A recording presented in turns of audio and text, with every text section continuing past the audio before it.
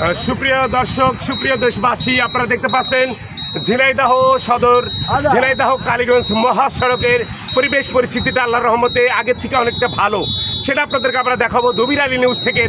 প্রতিনিয়মিত এই রোডে হাজারো হাজার গাড়ি চলাচল।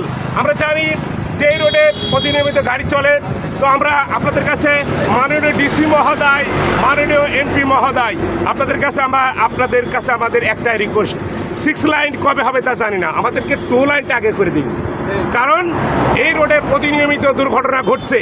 আর এই 2 লাইনে যে জায়গায় কিছুটা জায়গায় আপনার হচ্ছে যে ইটের যে সলিংগুলো দেওয়া আছে, এই সলিংয়ের কারণে ছোটোখাটো যে সমস্ত যানবাহনগুলো প্রতিনিয়মিত দুর্ঘটনা ঘটে। আমার মা, আপনার স্ত্রী, আমার স্ত্রী, আপনার সন্তান, আমার সন্তান প্রতিনিয়মিত দুর্ঘটনা করে কোনো না কোনো হসপিটালে তাদেরকে যেতে হয়। এই জন্য যে সুন্দরটি রোডটি দেখতে পাচ্ছেন, এই রোডটি এরকমই সুন্দরই আপনাদের কাছে আমরা প্রত্যাশা করি। কারণ যে সমস্ত আমরা দেখেছি ঝিনাইদহ থেকে আসতে চুটলিয়া মোড় সুন্দর করা হয়েছে, ভালো করা হয়েছে আলহামদুলিল্লাহ। কালীগঞ্জ যেতে নিমতলায় যে অবস্থা, দুরবস্থা, প্রতিনিয়মিত দুর্ঘটনা ঘটে।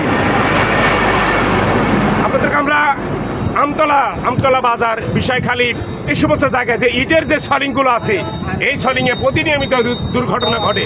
ঊর্ধ্বতন কর্মকর্তারা আপনারা যারা আছেন, অবশ্যই বিষয়ে আপনাদেরকে নজর দেওয়ার জন্য বিশেষভাবে অনুরোধ করা যাচ্ছে। আমাদের কথাবার্তায় যদি ভুল ত্রুটি হয় অবশ্যই ক্ষমা দৃষ্টিতে দেখবেন। আমরা আরও ভালো ভালো তথ্য দেব, সাথে থাকুন।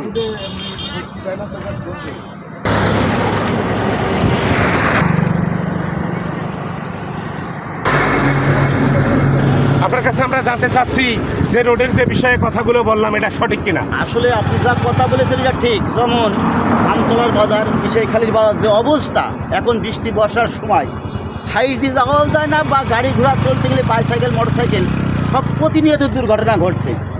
যেহেতু যে এই রাস্তাটা দেখা যাচ্ছে এখন, এরকম যদি ঝিনাইদহ থেকে কালীগঞ্জ বা যশোর হয়, আমাদের আশা করি আমরা খুব ভালো চলাচলের জন্য ভালো হবে। ধন্যবাদ আপনাকে।